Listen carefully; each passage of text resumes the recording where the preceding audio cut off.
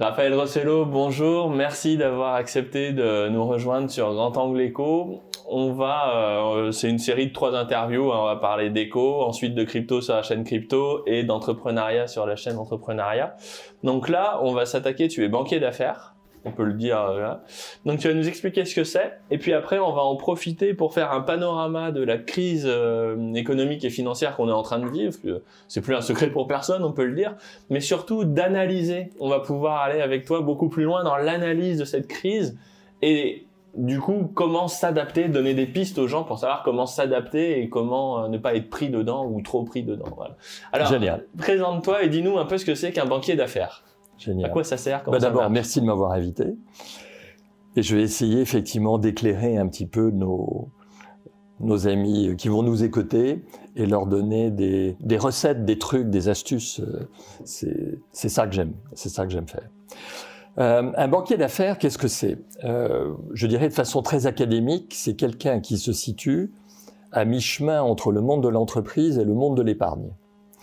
Le monde de l'épargne étant confié à des gens qui gèrent des notions d'investissement ou de prêt. Et l'entrepreneur, lui, il a des contraintes, c'est qu'il ne connaît pas les usages, les mots, les modalités de fonctionnement du monde de l'épargne et de l'investissement. Et donc, mon premier job, ça va être d'essayer de comprendre la problématique de l'entrepreneur pour le traduire en termes qui soient digestes pour le monde de l'épargne et de l'investissement. Bien. Ce terme, enfin cette fonction, porte le nom un peu pompeux de banquier d'affaires. C'est un ingénieur financier, c'est un conseiller financier. Qui n'est pas du tout banquier d'ailleurs. Alors. En soi, tu travailles pas dans une banque. Ah, alors, nuance, justement.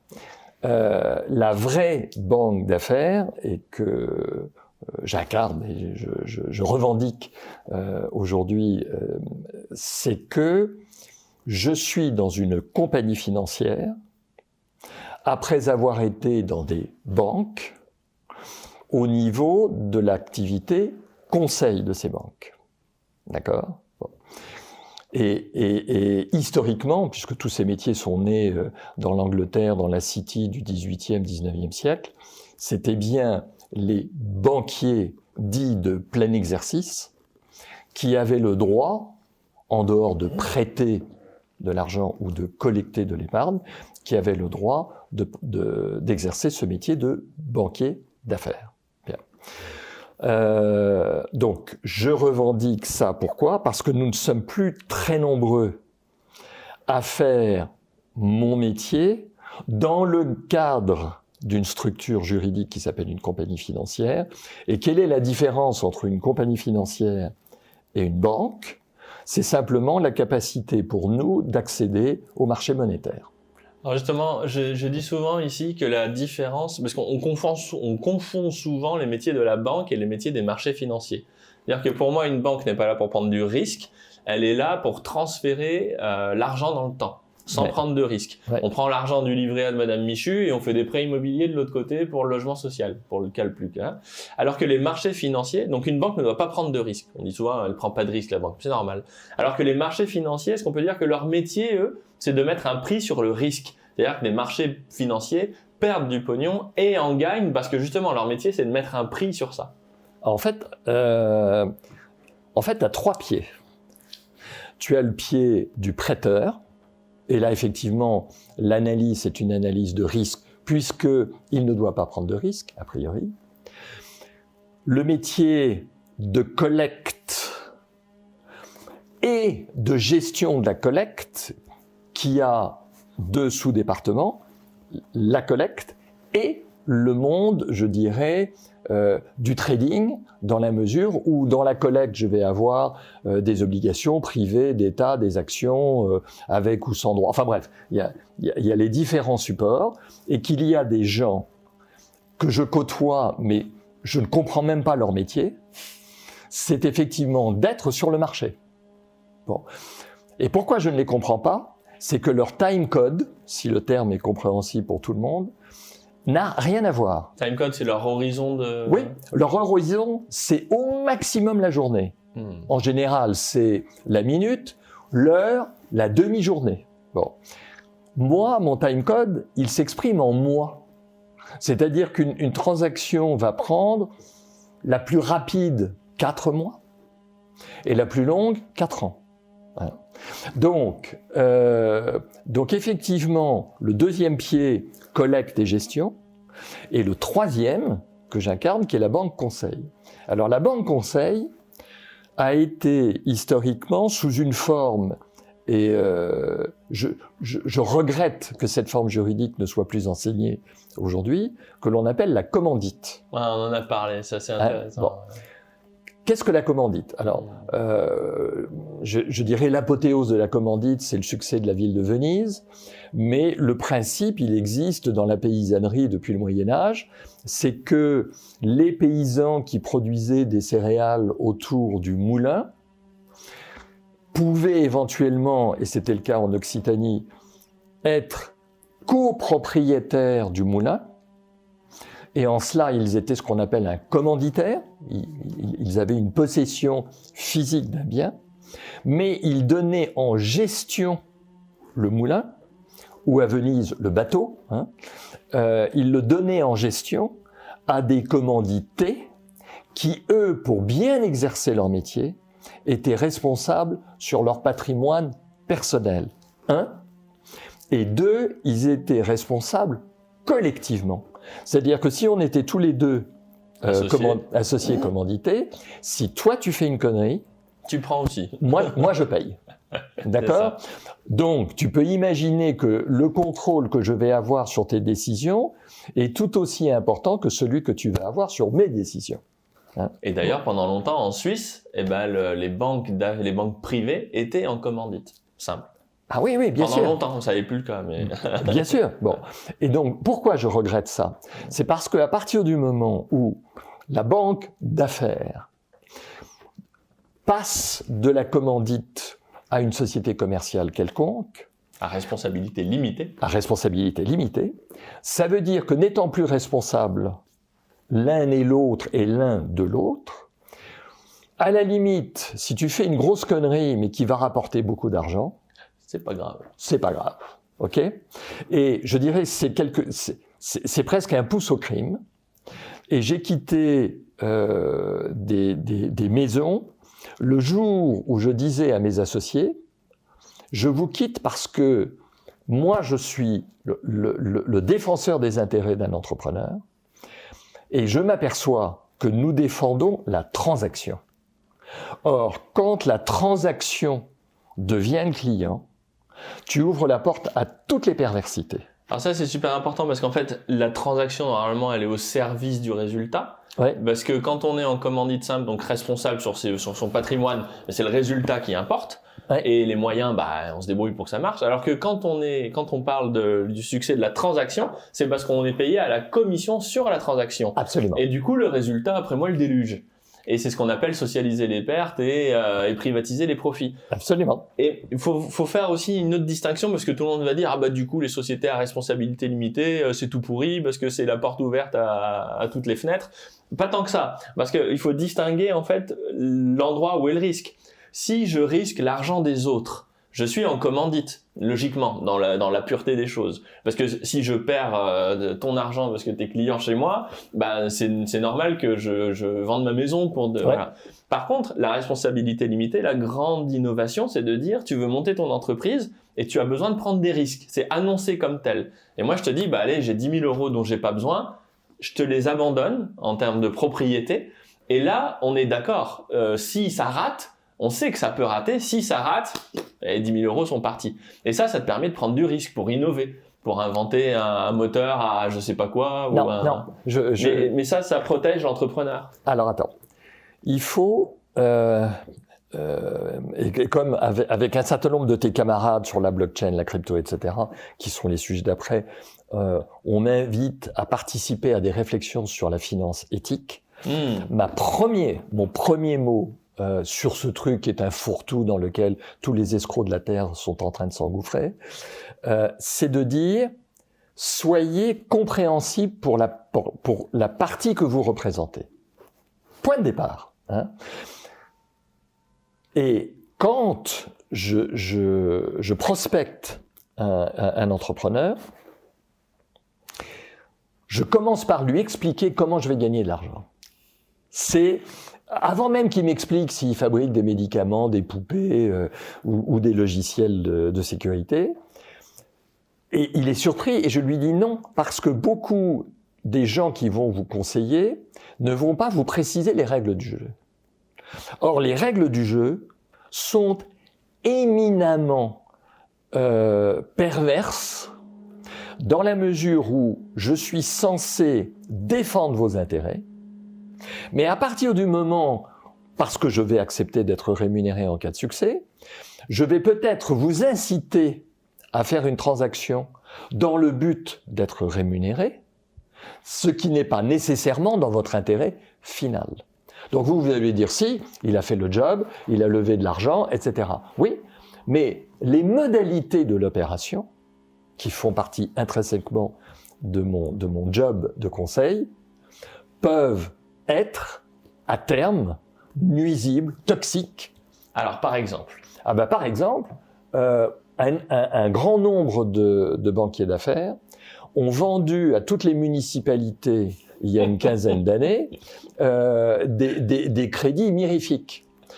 Sur la Suisse, avec indexé sur le franc suisse, c'est ça indexé sur le franc suisse, le Deutsche, le Deutsche Mark avant en 2015, quand le franc suisse a décroché. Alors, bon. Ouais. Or, j'ai regardé les dégâts qui ont été faits, mais c'est gigantesque. Enfin, je veux dire, bon, des banques ont sauté à cette occasion-là. Alors, je cite celui-là. Il faut expliquer avec le cas le franc suisse quand la BNS a dépeg son... non, on va pas les perdre. Non, on va s'écarter. En fait, l'idée, c'est que si je suis un homme de bon conseil, certes, je dois répondre aux problèmes qui m'est demandé d'être traité. Généralement, c'est d'aller chercher de la thune et de l'organiser de façon très concrète. Mais quelles sont les conséquences à terme pour celui qui va en bénéficier, c'est-à-dire mon client? Et c'est là où c'est pervers. Parce que tu as, je ne dis pas qu'ils le font tous, mais je dis que tu as cette nuance ou cette tentation du diable, c'est que si je fais faire beaucoup d'affaires et de bonnes affaires à un fonds d'investissement particulier, en réalité, mon client n'est plus toi en tant qu'entrepreneur, mais c'est l'investisseur. Donc, je vais optimiser, sans que tu t'en aperçoives, je vais optimiser la levée de fonds parce que j'ai une relation privilégiée avec quelqu'un qui me dit « Ah, dis donc, Raphaël, tu traites des jolis sujets, ils sont pour moi. » D'accord ? Bon. Je ne parle pas de double rémunération, simplement, je protège un fonds de commerce. Mon fonds de commerce, et si j'en ai un qui est robuste parce qu'il a traversé toutes les crises, c'est parce que dans les écosystèmes autour des clients que j'ai accompagnés, ils savent que j'ai cette liberté extraordinaire de dire « Fais pas le deal ». Quoi? Comment? Mais il est là, il est sur la table, j'ai mes 5 millions, 10 millions, 20 millions, 30 millions. La Banque nationale suisse a juré sur ses grands dieux qu'elle allait maintenir la parité avec l'euro, donc je peux emprunter puisque ça ne montera jamais. Ça ne montera jamais. Et puis, ce qui est 15% et on plante toutes les municipalités et le banquier d'affaires, il a jamais été en prison, lui. Ah ben non, lui, il a touché sa com. D'accord? Bon. Donc, banquier d'affaires, c'était d'abord un métier qui était fait au sein d'une banque. Ce métier de conseil financier ou ce métier d'ingénieur financier, et je dis bien qui traduit les attentes d'un entrepreneur pour être digeste, sexy et digeste pour le monde de l'investissement qui vient de lui-même de l'épargne. On a dérégulé ce métier de sorte qu'aujourd'hui, toi et moi, en dehors de ma structure, on peut créer une société de conseil, on va adhérer à une association professionnelle pour qu'il nous donne un label comme quoi on sait lire un bilan, allez, en gros, on va le résumer à ça, et on sait faire la différence entre une action et une obligation, et on va pouvoir exercer mon métier sur un plan technique. Et ça va être la même chose. D'où le fait qu'il y a aujourd'hui beaucoup d'acteurs qui s'appellent des boutiques. C'est un mot anglo-saxon, enfin franco-anglo-saxon qui est utilisé. Et tu as des boutiques tout à fait prestigieuses, hein, c'est pas du tout péjoratif dans mon langage. Et ces boutiques font de la fusion-acquisition, du M&A, traduction anglaise, c'est-à-dire quoi? Augmenter le capital, aller chercher de l'endettement, sortir un actionnaire qui commence vraiment à nous asticoter. Voilà, on joue avec toute la palette des instruments financiers qui va de la dette pure à l'action pure. Et en fonction des degrés de mélange entre le prêt qui lui est sans risque, donc le risque est intégral pour l'émetteur, okay, l'entrepreneur, à l'action, où là le risque est totalement partagé, mais également les espérances de gain. Bon. Et donc, on va panacher le produit final, ou le contrat final, de manière à répondre, 1, aux attentes de l'entrepreneur, et 2, aux attentes du fonds d'investissement. Donc ça, maintenant, on a compris ce que tu faisais. Tu vas chercher de l'argent pour les entrepreneurs. Yes. Et aujourd'hui, quel est le problème avec le monde financier? Pourquoi est-ce qu'il y a... Quelle est l'origine de ce bazar où on voit que tous les actifs montent, mais qu'au final, pour le smicard, à la fin du mois, elle arrive le plus tôt... la fin du mois remonte dans le temps. Avant, c'était le 28, maintenant c'est le 26, maintenant c'est le 25. Voilà. Pourquoi il y a cet écart de richesse qui se creuse là entre... D'où vient cette folie où tout le monde sauf... Bon, tu es conscient qu'on ouvre là une boîte énorme que je vais essayer de résumer. En fait, on vit, toi et moi, une époque, je pense, réellement historique au sens qu'elle n'a pas existé dans les siècles précédents. Et je m'explique. Pendant des millénaires, l'activité économique était liée à la contribution de 2 facteurs, essentiellement le travail, et un tout petit peu le capital étant essentiellement agricole, c'est-à-dire le petit surplus de graines qu'il fallait pour réensemencer la terre l'année d'après. Ce mécanisme fait que, en gros, on va considérer que l'homme est devenu homme avec les grottes de Lascaux, donc il y a 20 000 ans, pendant 19 500 ans, croissance zéro, etc. Bon. Croissance égale à la croissance de la population. Croissance égale à la croissance de la population, voilà. D'accord. Bon. Qui était peut-être de 0,1, 0,2%. Ouais. Ok. Arrivent les grandes découvertes du XVIIIe siècle, et notamment la machine à vapeur, parce que c'est elle qui a réellement été le vrai premier progrès technique contributif de quelque chose de différent. Et là, ce progrès technique fait que il y a eu le début d'une spirale totalement vertueuse où on va créer des richesses, on va créer une bourgeoisie qui elle-même va pouvoir aller faire des recherches dans le domaine de la santé. On va donc améliorer les conditions de la démographie. On va perdre un peu moins d'enfants. Il fallait savoir que sur une famille d'une dizaine d'enfants, il y en avait 2 qui arrivaient à l'âge adulte. Enfin, c'était à peu près le taux de l'époque.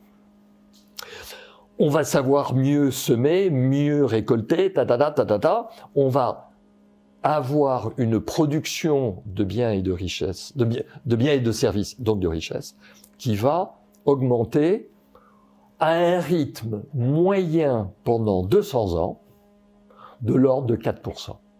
Bien. Colossal. 4% de croissance sur 2000 ans, en l'actualisant, ça vous donne un coefficient de l'ordre de 2000. D'accord? Ça veut dire quoi? Ça veut dire qu'en 1980, si je dirais, un acteur économique gagner dans un espace de temps 2000 euros, ça veut dire qu'en 1770, il gagnait 1 euro. D'accord ? Des vrais euros, de la vraie richesse. La vraie richesse. Il est 2000 fois vraiment plus riche. Il n'y a pas l'inflation, non, l'euro, non, tout ça. Non, voilà, non. Il est 2000 fois plus riche qu'en 1770. Et ça, malgré des guerres civiles, des émeutes, des guerres d'antagonisme avec des pays, la réunification de l'Allemagne sanglante, la réunification de l'Italie sanglante, les guerres de 70, la traversée du désert de la Chine avec Mao. L'horreur, ok. Donc en dépit de ça, nous avons créé un phénomène également historique de création d'une richesse inespérée, inconcevable pour un homme de 1600 ou de 1700. Bien. Et mon père, mon grand-père, se sont dit, ce progrès est perpétuel. C'est-à-dire que, et je faisais référence sur une autre chaîne YouTube à un discours de Victor Hugo, en 1848, à la Chambre des députés, Victor Hugo était un jeune député, et disant il faut que nous soyons, nous, les législateurs, etc., les protecteurs d'un progrès immense dont profitent les classes qui souffrent. Et Victor Hugo était absolument persuadé que ce qu'il était en train de vivre se perpétuerait pour l'éternité. Et donc, on avait remplacé l'espérance religieuse du paradis, non pas terrestre, mais céleste, par un progrès bien réel où tu es pauvre, tu vas rester pauvre, mais le ciel t'est ouvert. Non, tu es pauvre, mais tu es en train de sortir de la pauvreté. Youpi, Si on n'a plus besoin de mourir, c'est quand même pas mal. Alors en plus, si on n'a plus besoin, oui, c'est ça, exactement. Voilà, bon. Et donc, le monde dans lequel je suis est l'héritier de cette conviction, de cette certitude que le progrès social serait lié à un progrès économique, qui serait lié à un progrès technique perpétuel. Bon. Et nous sommes les témoins que ça a été une vérité pendant 200 ans. Aujourd'hui, ce processus n'est plus exact. Et je m'explique. Je me suis amusé à faire une soustraction qui m'a condamné au bûcher. Bon, alors j'ai réussi à péter mes chaînes dans la bataille, dans la cellule, et je suis pas encore au pied du bûcher, mais je pourrais l'être. Pourquoi ? Ben parce que j'ai fait un calcul à la con. Hein. Mais dans les négos, très souvent, je pose des questions à la con. Hein. Et là, je vois la tête des grands arrogants se casser parce que c'est... Mais pourquoi tu poses une question aussi conne ? Qu'est-ce qu'il dit ? C'est ça, mais qu'est-ce qu'il dit ? Eh ben, il dit, mais est-ce que c'est vraiment intéressant pour mon client ? Parce qu'on est parti dans les tours, on a fait des trucs, des OCRAPSA pour le public, ça veut dire des obligations convertibles et remboursables avec un bon de souscription d'action, etc. Enfin bon, l'imagination n'a pas de limite dans mon domaine, mais ok, mais est-ce que ça correspond vraiment bien à ce que veut mon client ? Bien. Avec toujours l'éthique, est-ce que mon client comprend tous les aspects de ce que je suis en train de lui vendre ? La soustraction, elle est très simple. Et je prends toujours le cas de l'exercice fiscal 2018 ou 2019, avant le Covid. Le Covid est venu aggraver les choses, mais pour moi, c'est une opportunité. Ça a un peu gâché la fête. Ouais. Ça a un peu gâché la fête. En fait, ça l'a accéléré, mais bon... Enfin, ça a accéléré le mauvais côté de la fête.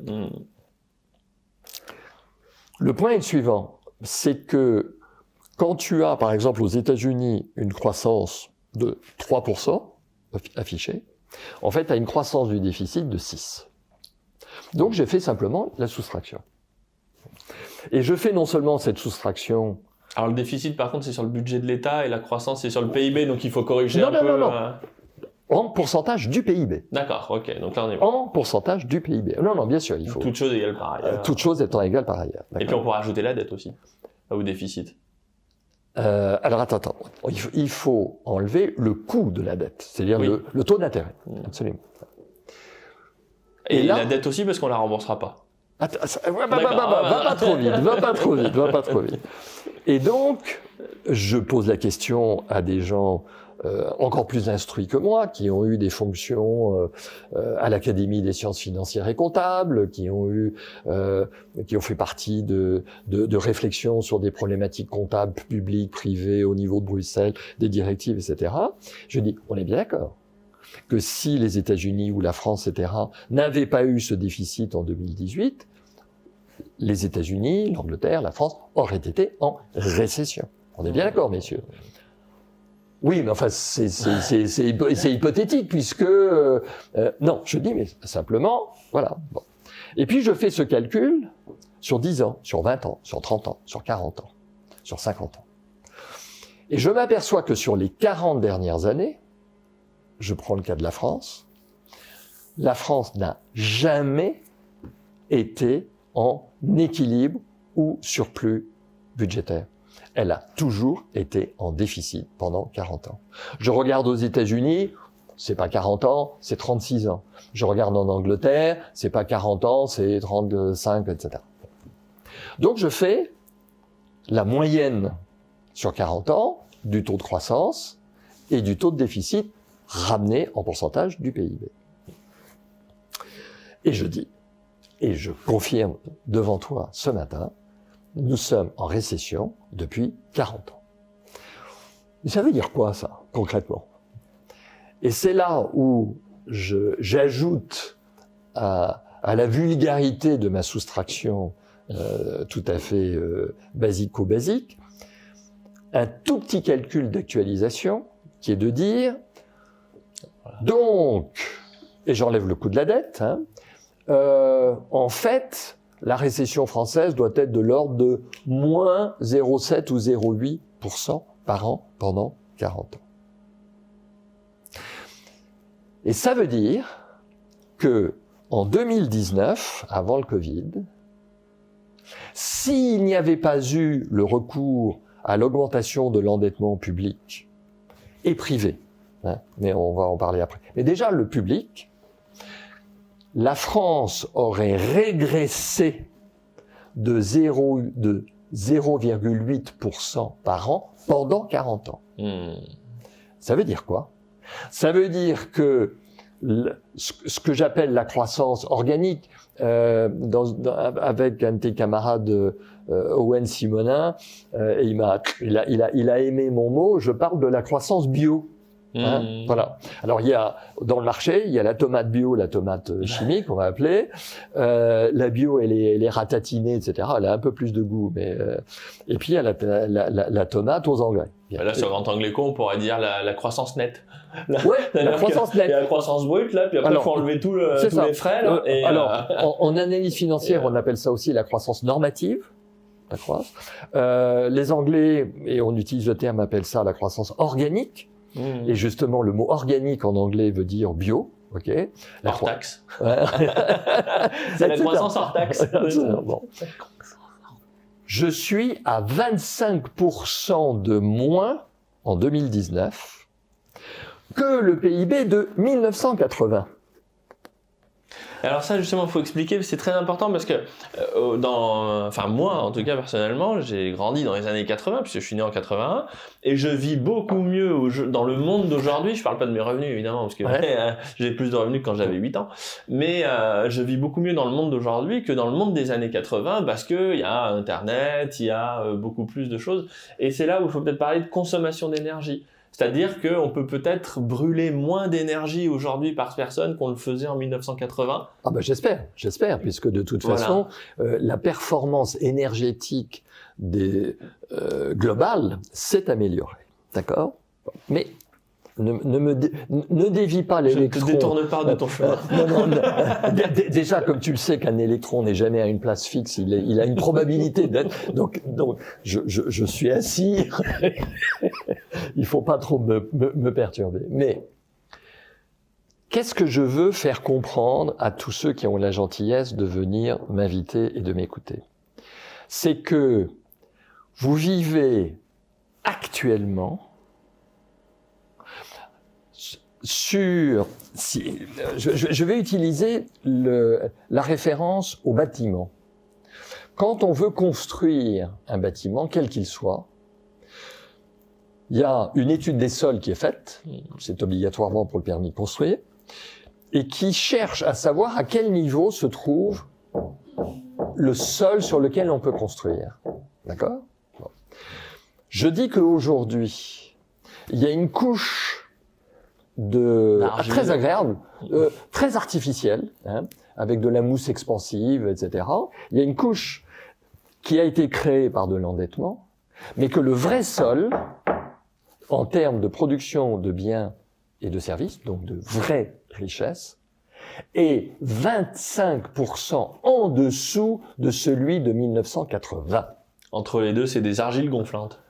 Entre les deux, c'est des argiles gonflantes. Alors, dans ces argiles gonflantes, il y en a qui sont vachement agréables. Hein, jamais je n'aurais pu faire le bouquin que j'ai sorti, j'ai mis 8 ans, mais jamais je n'aurais pu le sortir, étant donné que, je suis désolé, mais quand Piketty sort un bouquin, il a une dizaine d'élèves qui travaillent pour lui et qui lui font tous les calculs et machin. Bon, non mais normal, il a non mais c'est normal. Tout, non mais il a des moyens pour ça. Ouais. Que moi, je l'ai fait sur des temps entre guillemets de repos. Quand on est banquier d'affaires, on va remettre les pendules à l'heure. Les temps de repos sont très faibles, hein, mais on va en parler.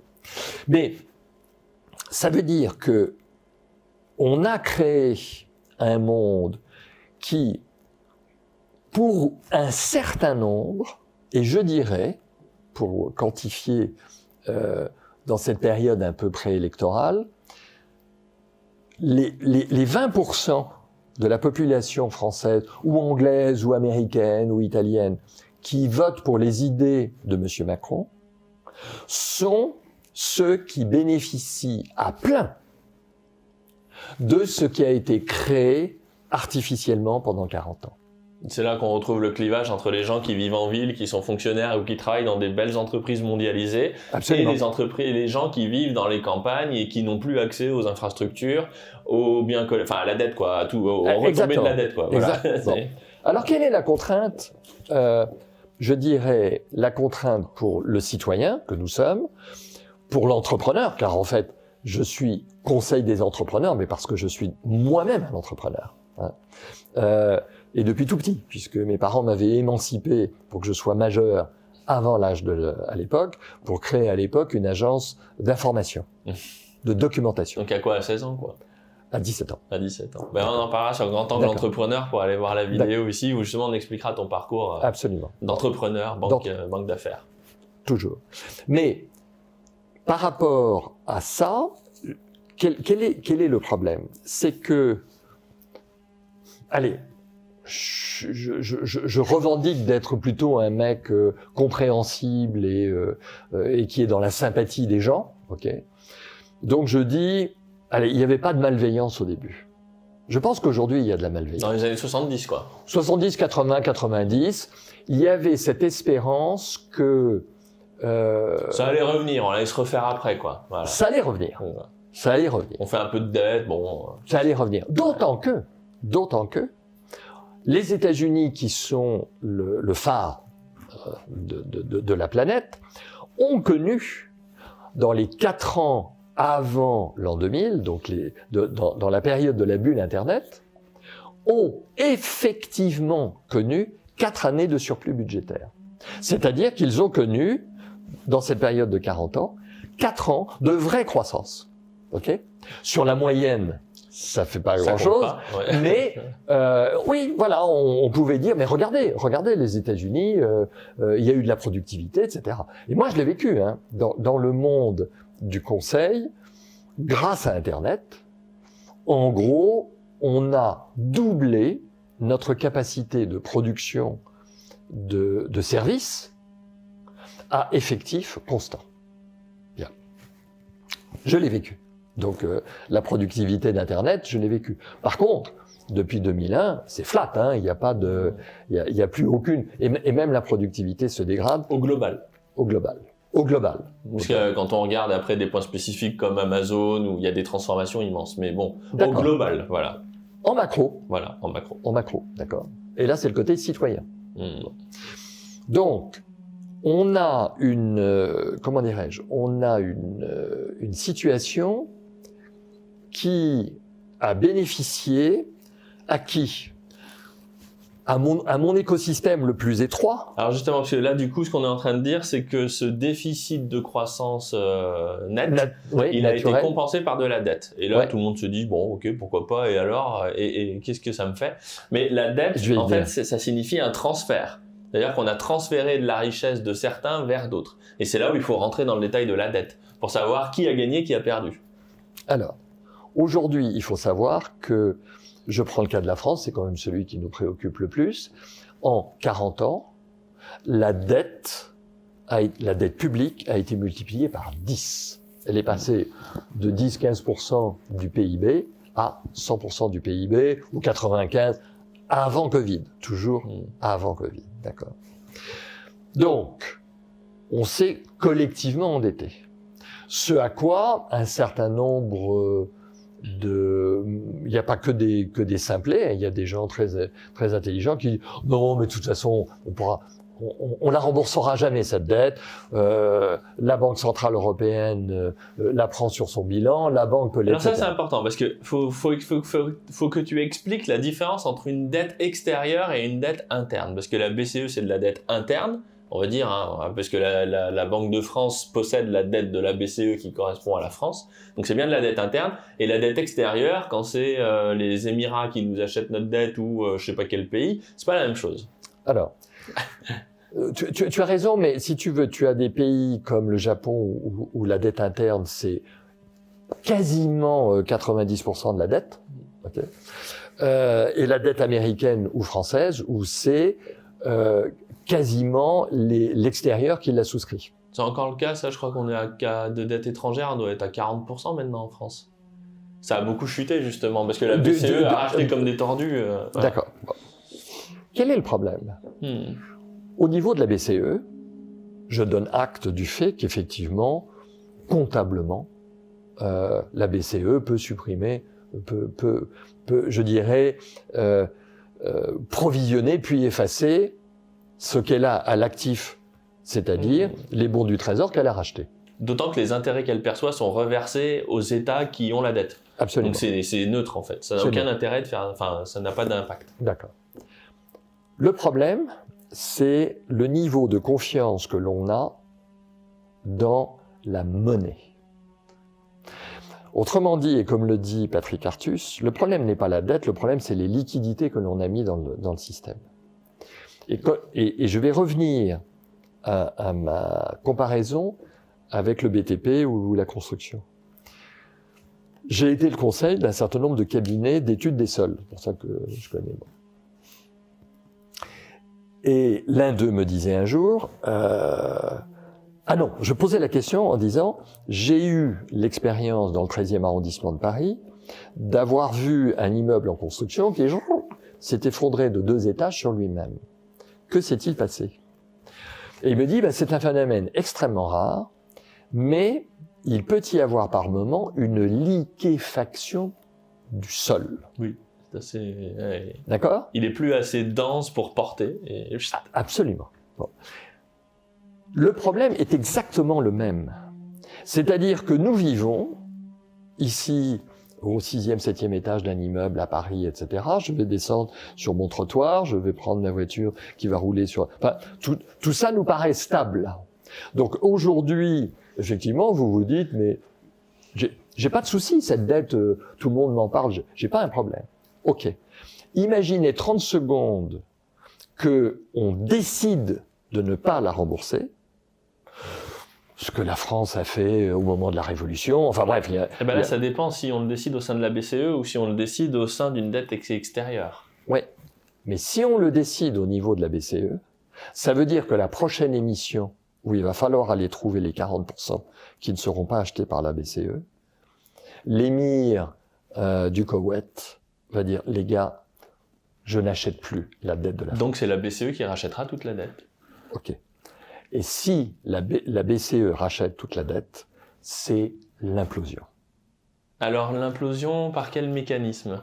Ou simplement que jamais, tu m'entends, l'Allemagne, qui est le plus gros contributeur, n'acceptera. Oh, ils en ont tellement avalé des couleuvres depuis 20 ans. Non. Mais des grosses comme ça, quand même. Non. L'Allemagne a payé 17 millions de morts et l'anathème pendant 40 ans à cause de ça. Mais les QE, les quantitative easing, donc l'émission monétaire des BCE, Ouais. ils les ont tous avalés. Attends, je te rappelle que la Cour constitutionnelle de Karlsruhe... Bah, ils sont pas contents, mais ils les ont tous... Mais parce que, bon, d'accord, mais ce n'est pas parce que, tu sais, faisons très attention à ça. Ce n'est pas parce que on est rentré dans un processus anormal qui s'explique par une aberration, qu'on peut continuer cette aberration pour l'éternité. Parce que, en fait, quand tu rentres là-dedans, quelle est la problématique d'aujourd'hui? C'est qu'étant donné que le plan des hôpitaux, le plan d'aménagement des écoles, le plan de rénovation de nos réseaux routiers, de distribution d'eau, d'électricité, enfin bref, toute la structure d'un pays vit en fonction d'une boussole qui s'appelle la croissance. Aujourd'hui, cette croissance ne peut pas être autre chose que le produit de l'endettement. D'accord ? Bon. On ne peut pas admettre que dans les 20-30 ans qui viennent, on continue ce processus en ayant tout le temps, la BCE qui rachète de la dette. Alors justement, et c'est ce processus-là qui est intéressant parce que même si les Allemands, finalement, ils se couchent et ils laissent la BCE imprimer, ça signifie, et c'est là où je vais t'emmener, pour moi, et dis-moi si je me trompe ou pas, mais pour moi, une dette interne, quand c'est la BCE, elle se paye à l'émission, et une dette externe, elle se paye au remboursement. Et quand je dis elle se paye, c'est les conséquences. C'est-à-dire que quand la BCE, on imprime 100 milliards, là, hop, 100 milliards tout frais, et il se retrouve directement dans l'économie via le budget de l'État et le gars qui le dépense. Donc en fait, les conséquences de cette impression monétaire, elle est directe. Donc si c'est bien employé, c'est une catastrophe. Enfin, si c'est bien employé, ça peut être utile. Et si c'est mal employé, ce sera une dilution de la richesse puisqu'on a imprimé du pognon pour rien en faire. Mais quand c'est les Émirats qui empruntent, on a de la richesse, donc on peut acheter des choses qui viennent de l'extérieur, en l'occurrence. Et là où on va avoir un problème, c'est quand il faudra rembourser et qu'on n'aura pas les moyens. Et du coup, il va falloir qu'on s'explique avec les Émirats. On leur dit mais attends, en fait, je l'ai fumé ton argent, quoi. Donc en fait, si la BCE rachète, à la fin, on va tout simplement dissoudre la richesse collective. Et je prends souvent, on peut comparer ça avec l'URSS. Où l'URSS, il n'y a jamais eu de cassure. C'est-à-dire que ça s'est dégradé lentement. Et il n'y a pas eu d'Allemands qui dit non, je refuse, je casse la machine. Il n'y a pas eu de révolution où ils ont coupé la tête du mec qui était en haut. Et au final, ça s'est fini. La Russie, c'était un champ de patates, quoi. Il n'y avait plus rien. Tout le capital a été bouffé par 70 ans d'incurie. Et quand ils ont ouvert le mur de Berlin et qu'on a vu la Russie, c'était un champ de patates. Avec des pauvres qui mouraient de faim, quoi, en gros. Est-ce que ça, c'est pas le risque? En fait, c'est la dégradation lente et permanente. Alors, quels sont les scénarios? Bon. Il y a un scénario, et je voudrais que on en soit bien convaincus, tous les deux déjà, et tous ceux qui nous écoutent, c'est que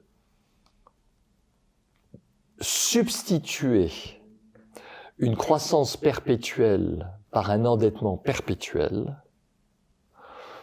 Et là, je ne suis pas devin, donc je ne sais pas si c'est sur 1 an, 5 ans, 10 ans ou 20 ans, mais ça veut dire que ta génération va être confrontée à ce problème-là. Moi, j'appelle ça le supplice du pâle. Ça commence bien, ça finit mal.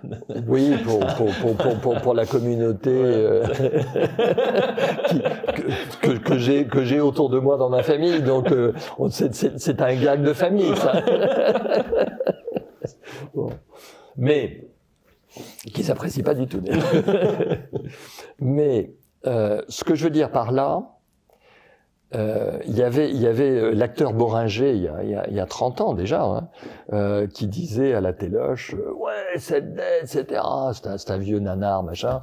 Cette dette fait chier, etc. Non, bonhomme, fais très très très attention dans ce que tu dis, parce que quand tu rentres chez toi, tu te laves les mains et tu considères que c'est tout à fait naturel d'avoir de l'eau courante. Ok. Tu vas allumer ton interrupteur, tu considères qu'il est tout à fait naturel d'avoir de l'électricité.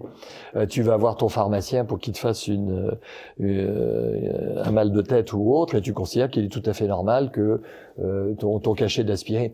Tout ce mécanisme quotidien ne vit que grâce à la confiance. Hein? L'acte moteur du circuit économique, c'est la confiance. Si, au plus haut niveau, on annonce qu'effectivement, une partie, quelle qu'elle soit, de la dette est supprimée, même si ça n'a pas de conséquences économiques immédiates, tu portes un discrédit sur ta reconnaissance de dette. Regarde ton billet de banque. Qu'est-ce qu'il y a en haut? Il y a la signature de Christine Lagarde. Non, mais c'est pas anodin. C'est une reconnaissance de dette d'un billet de 20 €, et même s'il va être digitalisé, machin, on s'en fout de tout ça. C'est une reconnaissance de dette. C'est un IOU en anglais, ok? Le IOU. Je te dois. Je te dois. Et je vais utiliser ça pour payer le pharmacien, le fournisseur d'eau, le machin, parce que je continue d'avoir confiance. À la minute où j'officialise, et c'est pour ça que personne en dehors de sites, je dirais, libres comme le tien, accepte de m'inviter, c'est que moi, on peut pas me raconter de conneries. J'ai 40 ans, je suis doctorant en sciences économiques, j'ai été prof à la faculté de sciences économiques, j'ai accompagné plus de 200 entrepreneurs et fait plus de 300 opérations. Arrêtez les mecs, ne me bullshitez pas. Essayez de bullshiter le type d'en bas, bullshit voulant dire raconter des sornettes, hein. Ce n'est pas vrai. Donc et je rêverais qu'on me mette le pauvre Bruno Le Maire en face de moi. Hein. Non, mais simplement pour lui poser une question. Monsieur le ministre, comment fait-on quand on ne peut ni rembourser, ni annuler une dette? Comment fait-on? La croissance, non, ne racontez pas la croissance de maintenant. C'est le rattrapage de tous les actes de consommation qui n'ont pas été faits pendant le confinement. Ça n'a rien, il n'y a pas de croissance là-dedans. C'est du rattrapage. J'ai une vieille bagnole. Partiel. Hein? Partiel. D'accord? Bon. Donc, arrêtons. Donc, c'est là où il y a une problématique d'une originalité qui va demander quoi? Un courage de dingue et de l'imagination. Car on peut pas faire appel à Schumpeter, on peut pas faire appel à Keynes, on peut pas faire appel on peut pas faire appel. Pas dans l'immédiat, quoi. Ça va prendre des décennies, tout ça. Mais je veux dire, la destruction créatrice, elle est morte. Elle est morte. Je suis le conseil de boîtes de bio, de medtech, de nanotechnologie, de logiciels de sécurité. Mais ces boîtes qui vont permettre de faire la fortune de leurs actionnaires, d'accord? Mais, ok, ils ont 1000% de croissance pendant la première année, 500 de croissance la deuxième, 50% la troisième, et puis après, elles vont avoir 15% de croissance pendant 5, 6, 10 ans, et puis elles vont rentrer dans le truc. Le job de banquier d'affaires aujourd'hui, tu sais à quoi c'est? C'est faire de la croissance externe. Ouais, ce qui est un peu... 80%, 90% du pognon qui est investi dans les entreprises par des fonds d'investissement c'est pour faire de la croissance externe. Des rachats, quoi. Donc, en gros, ça crée rien de plus puisqu'on rachète le gars d'à côté. Non, donc, alors on enrichit si oui. c'est bien géré, etc. Oui. On enrichit l'actionnaire, c'est-à-dire en fait le fonds de pension qui parce est qu'il donné. fait des LBO, machin. Mais c'est ça, Ouais. d'accord. Bon. On rachète par la LBO, on rachète par la dette et on finance avec les revenus qui, de toute façon, auraient eu lieu si on n'avait pas fait la dette. Voilà. Donc, Exactement. Bon, mais conceptuellement, on triche avec les mots. C'est-à-dire qu'on crée de la valeur, c'est grand mot, hein. Ah, mais moi, je crée de la valeur. Je dis, mais la valeur, je ne sais pas ce que tu veux dire. Soit tu crées du patrimoine, et là, tu crées du patrimoine, très bien. Soit tu crées des richesses, c'est-à-dire des biens et des services au service de tous. Bon. Eh bien, aujourd'hui, tu ne crées de biens et de services en plus que parce que tu t'endettes. On va créer une boulangerie et pour bullshiter notre comptable et notre banque, on va se prêter réciproquement du pognon pour que tu viennes acheter 50 baguettes, 100 baguettes et que je puisse dire oh, vous avez vu monsieur le banquier, hein, j'ai une croissance je fais le meilleur pain, etc. On oublie que je t'ai signé une reconnaissance de dette, comme quoi le prix des 50 baguettes que tu m'achètes tous les jours, je te le dois. Alors, comment tu expliques par contre que justement il y a un décalage dans le vécu? Les années 90 c'était quand même beaucoup moins rigolote que les années d'aujourd'hui en termes de bidule qu'on a. Non, mais je pense à Internet, je pense à la qualité des voitures. Aujourd'hui, dans les années 90, une bagnole c'était quand même, ça se garait pas tout seul. Enfin, tu vois, il y a une innovation quand même. Il y a un progrès dans la technologie. Alors, attends, qu'il y ait un progrès dans la technologie. Est incontestable. Et je vais donner, je cite cet exemple parce que je l'avais longuement réfléchi avant de l'écrire et que j'ai donné d'ailleurs dans mon livre. C'est quoi? Si un de mes proches, même toi, parce que tu fais partie de mes proches, tu m'appelles en me disant, dis donc, tu dois avoir des relations, il paraît que j'ai une saleté dans le cerveau, faut me l'enlever. Il faut te l'enlever, etc. Direct, hôpital de la Pitié-Salpêtrière, le centre du cerveau, c'est parmi les meilleurs au monde. Et je préfère être soigné en 2021 qu'en 90. Ah ben en 90 tu serais mort déjà. Voilà. Okay. C'est pour ça que je préfère. Mon père aurait vécu 30 ans de plus si etc. Clair. Hein. Une hémorragie cérébrale. Il arrive à l'hôpital, le toubib me dit à 2h du matin, monsieur, soit je lui donne des anticoagulants, si c'est une hémorragie, il est mort dans 3 heures, soit c'est un caillot, il survit. On tire à pile ou face, qu'est-ce qu'on fait? Je dis, on fait rien. Il est mort. Là, c'était le scan, et on l'opérait, et j'aurais connu mon père 30 ans ou 40 ans de plus. Bien. Donc, oui, il y a du problème. Donc, ton cerveau, aujourd'hui, le geste d'un neurochirurgien assisté par un robot très très cher, qui fait que, alors que son geste est peut-être au centième, lui, que ce soit le faisceau laser ou le bistouri, va être au micron. Donc au millième, quoi. Bon, mais il n'y a pas photo, d'accord? Bon. Par contre, j'ai un de mes petits-neveux en Italie qui vit exclusivement parce que c'est un bon pizzaiolo, authentique, hein. Et il vit dans ça. Quand il te parle de sa pâte, c'est magique, hein. Bon. Et je lis que effectivement, on va mettre des machines avec des robots qui vont faire la pizza. Alors quand je lui en parle, il ricane. Je rigolerais pas trop à sa place. Moi, je rigolerais pas trop. Donc, qu'est-ce que je dis? Je dis, étonné que le vrai progrès social, celui de Victor Hugo, c'est d'éviter qu'il y ait des classes en souffrance. Hein? Ma visière, moi, elle est très très claire. Elle n'est pas technologique pour la technologique, elle est l'humain. L'homme, là, que tu es, que je suis. Bien. Cet humain, je vais lui dire, il n'a pas l'intelligence conceptuelle pour faire des maths, et il le reconnaît, et il le sait. Bon. J'en fais quoi? J'en fais un oublié de la société? Je le condamne, je lui mets une croix sur le front, comme pendant l'Inquisition pour l'emmener sur un bûcher. Je l'enferme dans une pièce avec un salaire en lui disant « Surtout, tu fais pas chier à la société. Hein ? Tu te marres avec tes gadgets. » Ce qui semble être la direction vers laquelle on se dirige, c'est-à-dire une sorte de revenu d'assistanat de base, et puis sous une forme ou sous une autre, et puis faites pas chier les gars, quoi. Voilà. Non mais tu es d'accord. Non mais je sais. C'est ça le projet, quoi. Mais attends, et on appelle ça le progrès ? Oui, mais justement, mais alors, Monsieur Macron, vous dites que vous n'êtes pas un socialiste, que vous êtes un progressiste, et vous osez me dire un truc pareil ? Ouais, après, s'il faut analyser tout ce que dit Macron, on n'est pas Non, sorti. mais attends, mais ce que Macron, c'est ce que j'appelle un néo-libéral progressiste anglo-saxon. Tu sais, avec des petits tirets entre tout, là. Un néo-libéral anglo-saxon, un néo-libéral progressiste anglo-saxon. Il n'est pas libéral, il n'est pas responsable.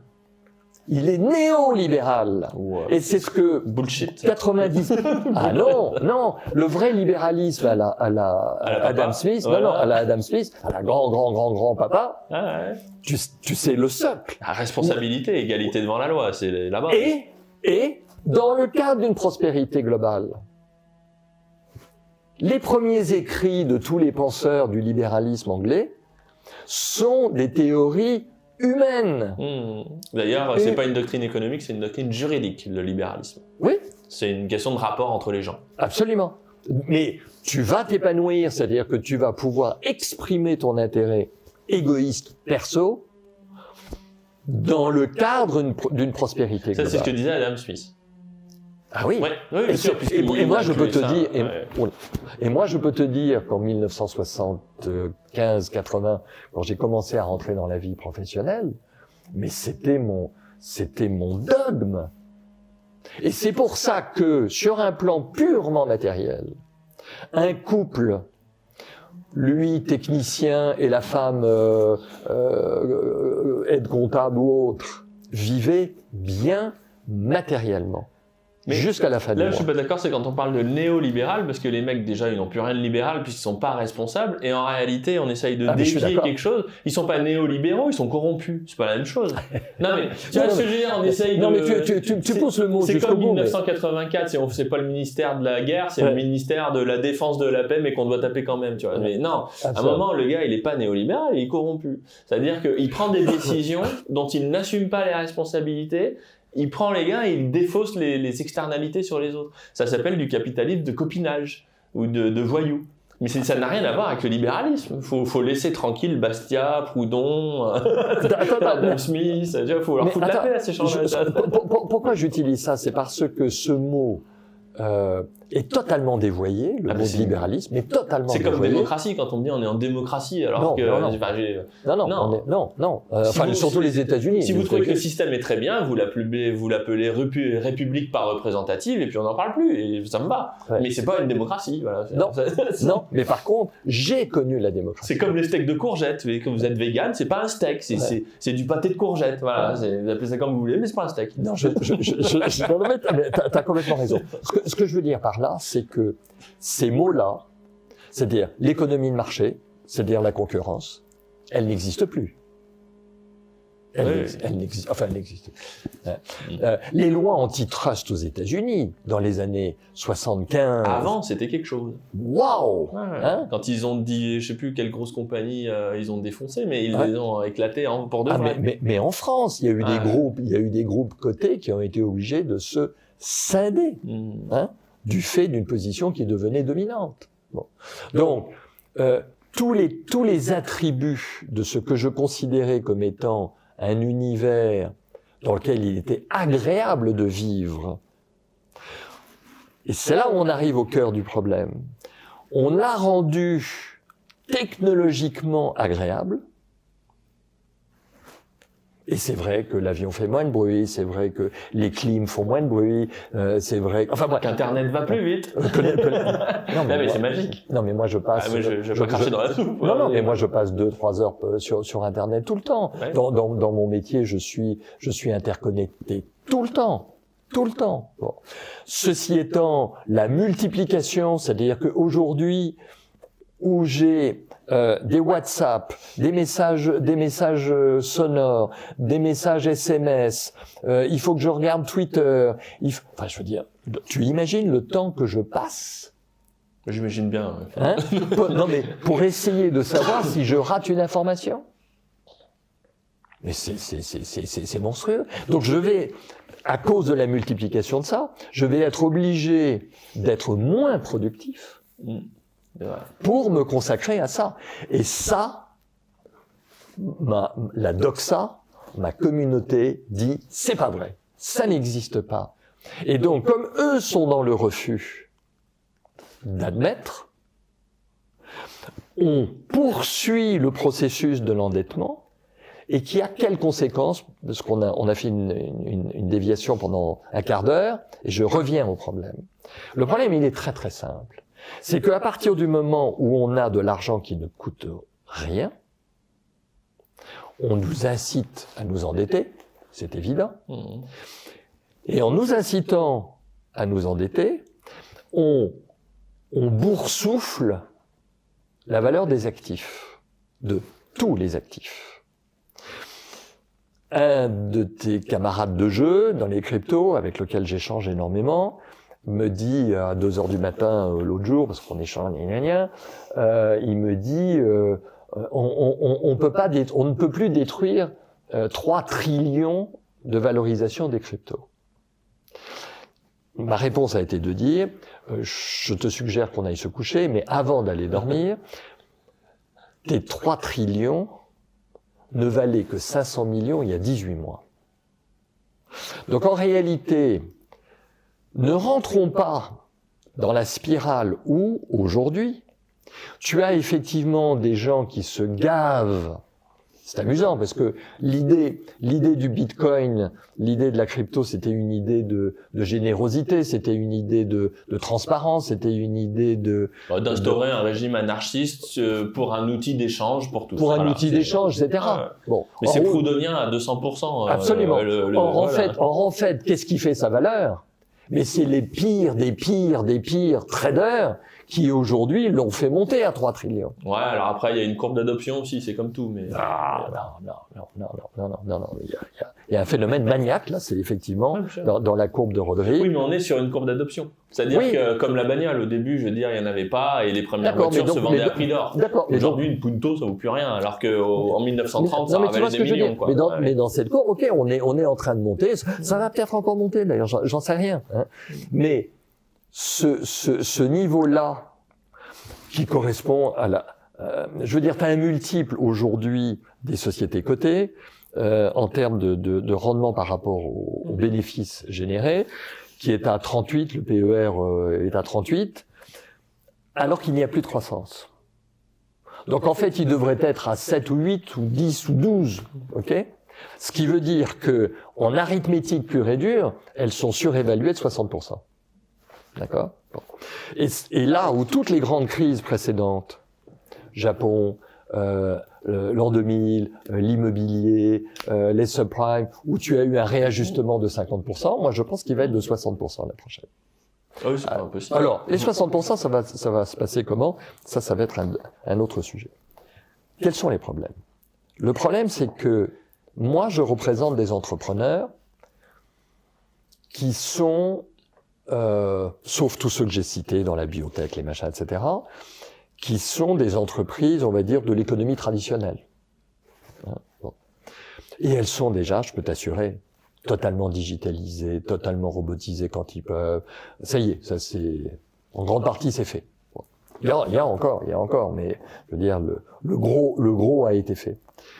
Et ces gens-là, ils ne peuvent pas rémunérer leurs fonds propres à plus de 3, 4, 5% dernier.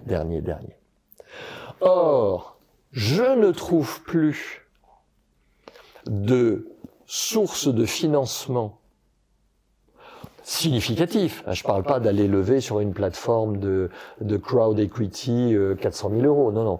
Mais pour aller lever 5, 10, 15, 20, 30, 40, 50 millions d'euros. Et quand tu es dans l'industrie ou les services un peu massifs, c'est l'ordre de grandeur qu'il faut trouver. Bon. Et j'ai 10 000 dans ma base de données, j'ai 10 000 investisseurs candidats qui répondent tous à la même exigence. Ok, bonhomme, je considère qu'il y a un risque, donc je veux du 10, je veux du 12, je veux du 15%. Et je dis, mais attendez les mecs, ça veut dire qu'il faut que je m'endette pour vous servir ce levier? Je peux pas. Donc le cri d'alarme que je lève, c'est... Et je fais comment, moi?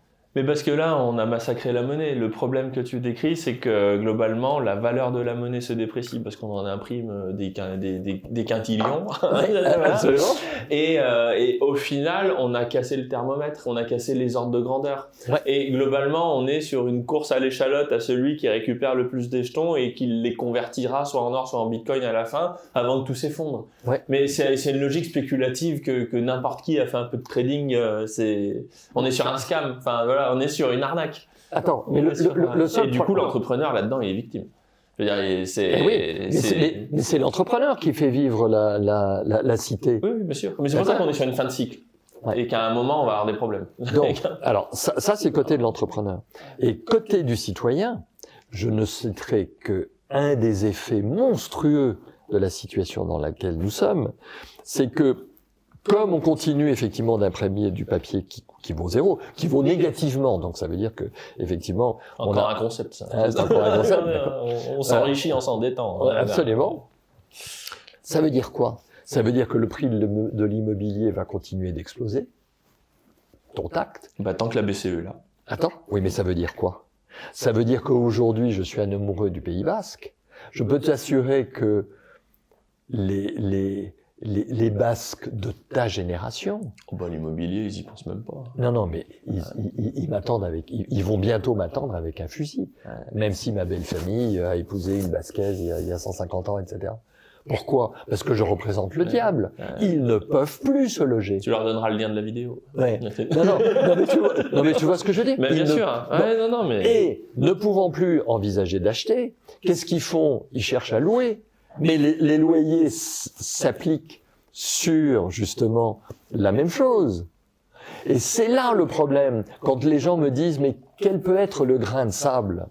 Je dis, celui que je redoute, celui qui me serre le matin, c'est le risque humain / social. Il est là le problème. Et on me dit, les gilets jaunes. Les gilets jaunes, les enfants, j'ai vécu une émeute à Puebla au Mexique, le jour du décrochage. Dans les gilets jaunes, on est bien d'accord, c'était un truc civilisé, avec des gars sympas qui se sont pas rebiffés des masses. Hein. Exactement. Un tour de manège. Et des bonnes pattes. Hein. Voilà. Absolument. Et j'étais rue de Balzac quand ils ont effectivement cassé le musée de l'Arc de Triomphe. C'est vrai que ça pétaradait et que j'avais un mouchoir parce que on pleurait avec les gaz lacrymaux. J'étais pas dedans, hein, j'étais juste à côté. Bon. Mais c'est un tour de manège. Des vraies émeutes avec la garde nationale ou américaine ou mexicaine. Mais les enfants, on est à des années-lumière de ça. Or, si effectivement, en 2023 ou en 2024, et qu'on est Macron ou n'importe quel autre. Peu importe. Oui. Peu importe. Le plus rigolo dans ces élections, c'est qu'on pense que le président a du pouvoir, mais c'est un autre sujet.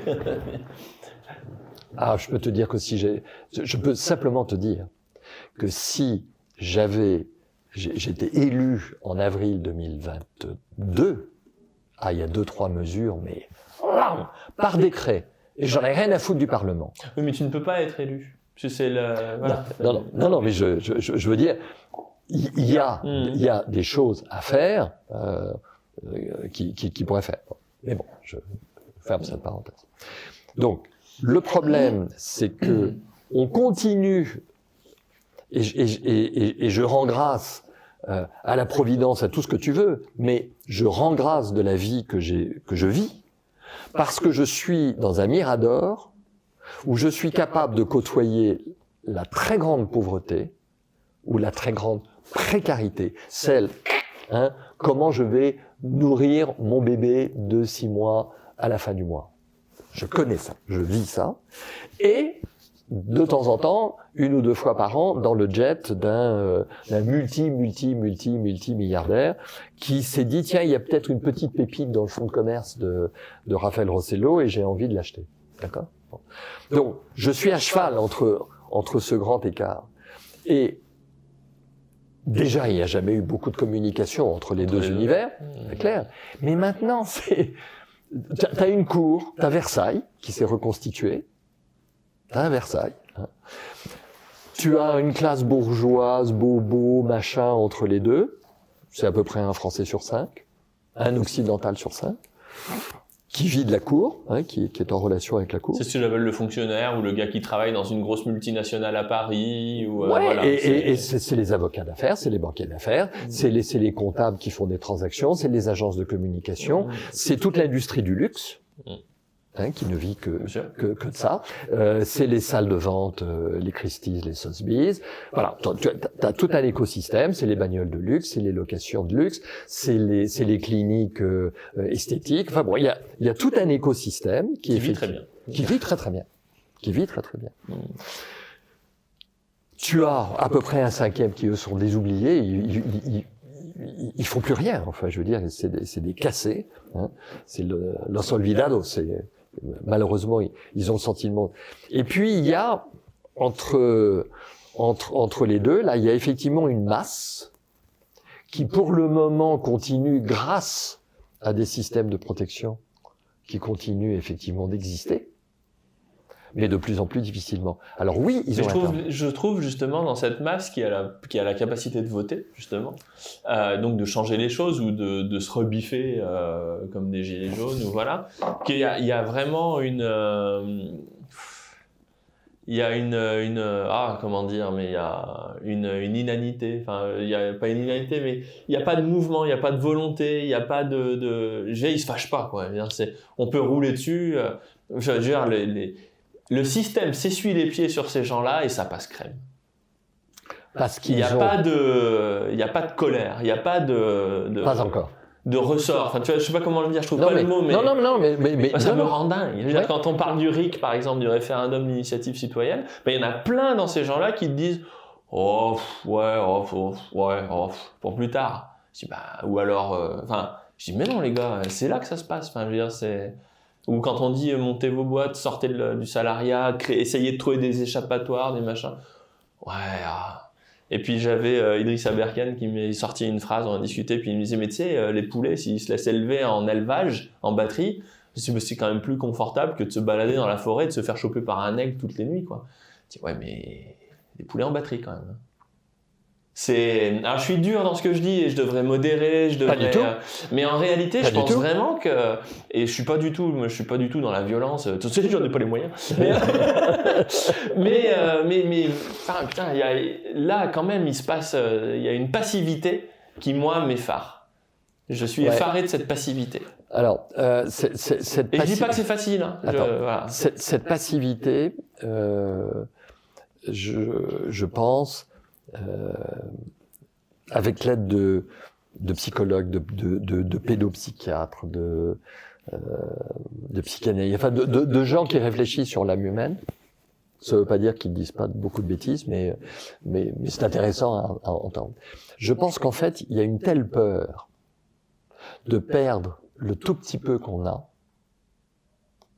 Elle est là. Une des grandes motivations, c'est la peur. Mais n'ayez pas peur, hein, JP2, hein, Jean-Paul II. Oui, mais bon, lui, il était cohérent effectivement avec son idée, puisque de toute façon, nous ne sommes que des êtres spirituels. Hein. Notre existence terrestre n'est qu'une illusion, et donc effectivement, je pense à un athée avec lequel je vais dîner dans 2 jours et qui me dit, putain, les rares fois où je vais enterrer quelqu'un et que j'entends pour les siècles des siècles, j'entends ça comme étant une condamnation sans cours d'appel. Sans cours d'appel. C'est ça, oui, on peut le voir. Ouais, non, mais c'est terrible. Je dis, oui, mais parce que, en fait, tu veux même pas envisager. Mais tout le monde sait que la peur est mauvaise conseillère. Oui, mais fondamentalement, j'ai vu des scènes, mais humainement monstrueuse de gens, je dirais, de ma catégorie socio-professionnelle, se faire essuyer dessus, mais vraiment ça, hein, je dirais presque physiquement, et qui ne réagissait pas. Pourquoi? Mais parce que la seule réaction était d'envoyer le cendrier dans la gueule du mec qui le faisait, et en disant je me casse. Non, parce que rentrant chez lui ou sa maîtresse, à qui il dirait, tu sais chérie, les Seychelles, c'est fini, hein, parce que moi je me remets au turf, etc. Quoi, comment, espèce de petit connard, tu crois que je t'ai épousé pour toi? Non, je t'ai épousé et je vis parce que tu m'offres une bagnole et des vacances. J'ai fait ça à dire à mon patron qu'il était con, et c'est vrai qu'après faut partir. C'est vrai que ça laisse pas beaucoup de choix pour la suite, mais ça n'en laisse pas. Mais vous pouvez pas savoir le bien que ça fait. Mais attends, sans le dire. Le soit, hein, non, voilà, mais attends, je veux dire, la capacité d'affirmer qu'on est quelqu'un, et ce rapport du salariat dominé-dominant, je trouve que quand ça se passe comme ça, puis ça peut très bien se passer, mais d'arriver à s'affirmer en tant que personne, en disant mais de toute façon toi je t'aime pas parce que t'es un truand, mais ça fait un bien fou. Enfin, c'est libérateur. Oui, mais après on a un peu de problème. Oui, attends. Faut expliquer à sa femme. Mais oui, attends. De toute façon. Mais est-ce que c'est pas ça qu'on transmet à ses enfants quand on leur dit faut devenir un homme ou faut devenir... Il y a une phrase que j'adore, je crois qu'elle est de Camus ou de son père, c'est mais qu'est-ce que vous recommandez? Faire son métier d'homme. Faire son métier d'homme. C'est-à-dire d'assumer son existence. Oui, j'existe. Avec toutes les misères de mon corps, qui pisse, machin, etc. Non mais bon, on est malade, on est malade, par moments on est fragile, etc. Et puis j'ai des moments de gloire, et puis j'ai des moments de niaque, et puis j'ai des moments de joie, et puis on essaie de faire en sorte qu'on ait quand même un peu plus de l'un que de l'autre, etc. Mais on fait son métier d'homme. Mais ça veut dire je m'assume. Et si effectivement je veux être dans un métier où je ne veux pas de responsabilité, j'ai ça dans ma famille. Dans ma famille, j'ai tout. J'ai des étagères avec de tout. Des intégristes, des athées, des juifs, ça va être compliqué le dimanche à midi. Non. Alors, j'arrivais à les réunir à Noël, et c'était étonnant, des gens qui normalement se seraient crêpés le chignon. Ben voilà, chez l'oncle Raphaël et la tante Sabine. On se calme. On se calme parce que, mais merde, vous m'intéressez tous. Mais du coup, moi, c'est vrai que le message que je voudrais passer aux gens, c'est de dire attendre que la civilisation, le peuple ou je ne sais quoi sur lequel on n'a pas de prise, pour la plupart d'entre nous du moins, se réveille, se révolte, etc. Ce qui n'est pas arrivé, ce qui mettra probablement beaucoup de temps à arriver. Révoltez-vous à titre individuel, c'est-à-dire construisez votre vie par vous-même en fait. Pourquoi attendre des autres ce qu'on peut faire soi-même? Et si vous trouvez que le monde est injuste, quelque part, est-ce qu'on peut pas être juste avec les gens qui sont autour de nous? C'est déjà pas mal. Tu vois. À défaut que le monde soit juste, notre monde peut être juste. Tu vois ce que je veux dire? D'encourager les gens de monter leur truc local. Et en plus, ce qui est génial, on est dans un temps de crise où globalement, si on se plante, il y a plein de filets de sécurité. Parce que c'est vrai que c'est compliqué quand on dit merde à son patron. Après, faut expliquer à madame. Et puis il faut lui dire. Puis quand on a des enfants et tout, bon, je comprends ça. Mais on a des filets aujourd'hui. D'ailleurs, on peut se viander sans trop se faire mal. Avec le RSA, avec le chômage, avec machin. Si la crise explose, tout ça, on pourra. C'est Tintin derrière. Hein. Il n'y aura plus les filets de sécurité. Donc je veux dire, c'est un moment de confort. Et comme l'État est faible, on peut même violer pas mal de conditions parce que ils regardent pas trop. Moi, je vois les auto-entrepreneurs, on les regarde pas parce qu'on sait que c'est des gens qui galèrent. Dans le fond, j'ai jamais vu trop d'acharnement administratif sur les auto-entrepreneurs parce que bon, globalement, on sait bien que les mecs ils sont tondus quoi. Enfin, c'est pas des grands bourgeois quoi. Donc je me dis, putain, on a des belles opportunités quand même pour essayer de faire des trucs aujourd'hui à notre niveau, quoi. Moi, mon message, il est très clair. C'est un message, pour ceux qui ne me connaissent pas, il est difficile à comprendre, donc je vais essayer de le traduire en termes les plus simples possibles. Il y a une doctrine. On dit qu'elle est de Confucius ou de Hannah Arendt. On choisit son club, hein, d'accord. En fonction de ses affinités politiques. En fonction de ses affinités politiques, qui est, on se prépare au pire, on espère le meilleur et on prend après la vie comme elle vient. Bon. Mais dans cette séquence-là, c'est-à-dire que quand vous abordez une journée, une expérience, etc., il faut s'attendre au pire. Alors, il ne faut pas que ça devienne obsessif. Il faut pas que ce soit bloquant. Il ne faut pas que ça soit bloquant, mais simplement, j'avais un problème pour me garer tout à l'heure parce qu'il y avait le feu et que le parking en bas était fermé. Ouais, mais on parle pas. D'accord. On a le même parking ici. D'accord. Bon. Ok. Alors le pire c'était ça. Bon, et j'étais déjà en retard chez toi, et donc il n'y a pas de place, etc.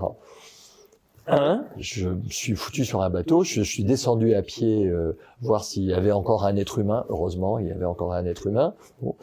Et qui me dit, ah mais vous regardez, il y a plein de voitures qui tournent au premier, mais ils sont rentrés par où? Donc j'ai fait tout le tour, je suis rentré par un truc, etc. Et puis j'ai fait une des techniques de parking quand c'est bourré, je me suis arrêté. Alors ça a commencé à klaxonner de tous les côtés, en me disant, il doit y avoir 400 voitures. Si j'attends à peu près 5 minutes, il doit y en avoir une qui part devant moi. Donc, j'ai admis le pire, mais j'ai espéré le meilleur. Puisque je me suis dit, en bloquant la circulation pendant 5 minutes, dans le tunnel, je vais provoquer le départ d'une voiture. Eh ben, je l'ai eu. Donc, mais si effectivement, c'est l'effondrement parce que le pire arrive, alors là, c'est monstrueux, parce que vous ne profiterez jamais du meilleur. Non, l'effondrement, c'est marrant, très souvent, les gens disent, il faut encourager, etc. Je dis, mais putain, moi... Il faut être fou pour dire ça. Mais il faut être fou. Je dis, mais putain, mais chaque fois que j'ai eu un emmerdement, ma femme me dit, t'es toujours... Quand tu te réalises dans les emmerdements. Je dis, mais je les cherche pas. Je dis simplement que c'est là où toute ma personnalité va se révéler. Tout. L'imagination. Tu sais, on parlait de bricolage. On calcule dans tous les sens où il faut que ce tableau soit mis. Au millimètre près, on dessine au crayon le point où il faut que je truc. J'arrive avec ma tamponnette, paf, un rond à béton. Et là, tu passes pas. Tu passes pas. Alors, tu commences à élargir le trou, ça commence à devenir monstrueux, etc. Donc, il faut s'adapter à cette situation-là. Donc, le message, c'est que nous sommes dans une situation d'où nous avons hérité, qui est monstrueuse dans ses conséquences potentielles, mais qui, selon le proverbe de nouveau chinois, une crise, une opportunité. Donc l'opportunité, c'est que par rapport à tous les petits copains, qui eux n'auront pas eu la chance de nous écouter tous les deux ce matin, c'est ne vous effondrez pas sur vous-même. Et on sait que c'est dur en disant ça, hein, c'est pas simple. Hein. Mais c'est abominable. Mais la maladie du gosse, quand on n'a pas les moyens de s'acheter le truc, etc., que la nounou vous dit à 1 heure avant, je peux pas être là, que c'est un rendez-vous vital, que vous considérez comme étant vital, que vous allez finir par casser les 20 € pour prendre un taxi, que le taxi est dans un encombrement, parce que la loi des emmerdements, max, c'est une réalité de la vie, etc. Bien sûr que c'est pas facile. Bien sûr que c'est pas facile. Et c'est ce que je dis à mes entrepreneurs. Je sais pas si on bascule chez l'entrepreneur, mais ayez une vista et du temps. Une vista et du temps. Ne faites pas nécessairement comme les autres. Une vista, c'est une vision. Oui, une vision. Ok. Une ambition. Une vision. Un chemin, quoi. Un chemin. Hein. Où voulez-vous être? Même quand je recrute aujourd'hui des jeunes, comme je suis l'aîné des associés, je le regarde en dernier, et je sais que je suis pas comme tous mes autres camarades qui ont 35, 45, 55 ans, etc. Donc, j'ai trop vécu je me suis pris des râteaux dans la gueule. Hein, Mais c'est comme ça qu'on... Le contraire serait étonnant. non, mais c'est... Et je pense qu'on est de bons conseils parce que justement, on s'est pris des râteaux. Et du coup, pour ce qui est de l'épargne financière, parce qu'on est sur Grand Angle Éco, est-ce qu'on peut dire qu'en fait, il y a deux choses qui, au final, auront de la valeur et peut-être de la valeur en fonction des deux? C'est un, c'est les biens tangibles. La terre, l'or, deux, trois trucs comme ça, des moutons, de l'immobilier, enfin des trucs bêtes, des marteaux, et des entreprises. C'est-à-dire que même dans un effondrement, s'il y a quelque chose qui garde toujours sa valeur parmi tout le reste, c'est la boulangerie du coin. C'est le gars qui sait faire la charpente. C'est l'entreprise, pour ma part, qui sait organiser les économies d'énergie. C'est la valeur, c'est les gens. Du coup, les entreprises, voilà. Par contre, les marchés, pas dit qu'ils y restent, qu'ils y résistent, les marchés. Alors, dans un premier temps. Je suis un amoureux fou de l'entrepreneur. Et l'entrepreneur, ça peut être l'artisan. Hein. Bien sûr. L'artisan, l'artiste. L'artiste est un entrepreneur. Et l'entrepreneur doit savoir où il veut aller, quand, comment. C'est là où je peux commencer à l'aider. Et surtout, quand. Le message premier à un entrepreneur, c'est n'attendez pas le dernier moment.